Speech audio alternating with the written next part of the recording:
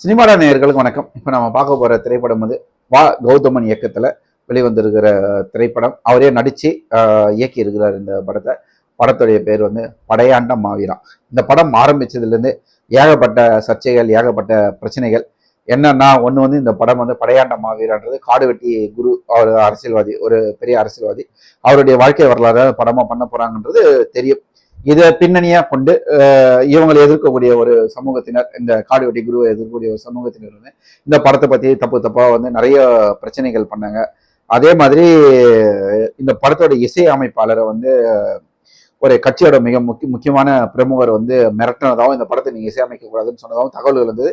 அதை இயக்குனரும் வந்து ஒத்துட்டு பொது மேடையிலே ஒத்துட்டுருக்கார். ஆமா, அவர் வந்து மிரட்டினாருன்னு சொல்லிட்டு அவர் சார்ந்த கட்சி தலைவருக்கும் ஒரு வேண்டுகோளும் விடுத்திருக்கிறார். இந்த மாதிரியெல்லாம் பண்ண வேண்டாம்னு சொல்லிட்டு. சரி, நம்ம படத்துடைய கதைகள் இது என்ன அப்படின்னு சொன்னா, முழுக்க முழுக்க காடுவெட்டி குரு அவர்களுடைய வாழ்க்கை வரலாறை வந்து பேஸ் பண்ணி தான் இவர் வந்து இந்த படத்தை வந்து திரைக்கதையா எடுத்திருக்கிறாரு.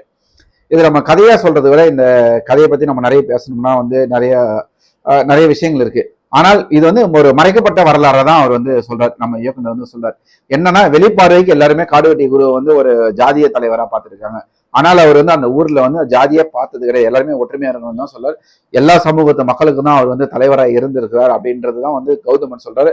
ஆனா இது உண்மையும் கூட. ஏன்னா ஜூனியர் விகடனிலும் இது ஒரு காடுவெட்டி குருவை பத்தி தொடராக எழுதி அவருடைய உண்மையான விஷயங்களை எழுதும் போது அது ஏதோ ஒரு சில இக்கட்டான சூழல்கள் அந்த தொடரும் நிறுத்தப்பட்டது.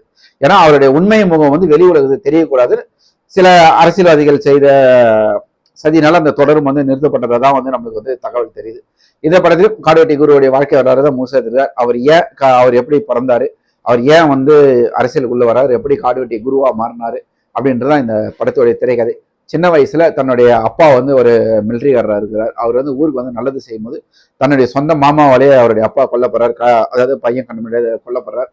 அந்த கொலைக்கு பல வருடங்கள் காத்திருந்து காடுவெட்டி குரு வந்து பழி வாங்குறாரு. அவரை கொண்டுட்டு ஜெயிலுக்கு போய் வெளியில வந்து ஒரு மக்களுக்கான தலைவராக அவர் வந்து மாறுறாரு. அந்த ஊர்ல நடக்கிற அநியாயங்களை தட்டி கேட்கிறாரு.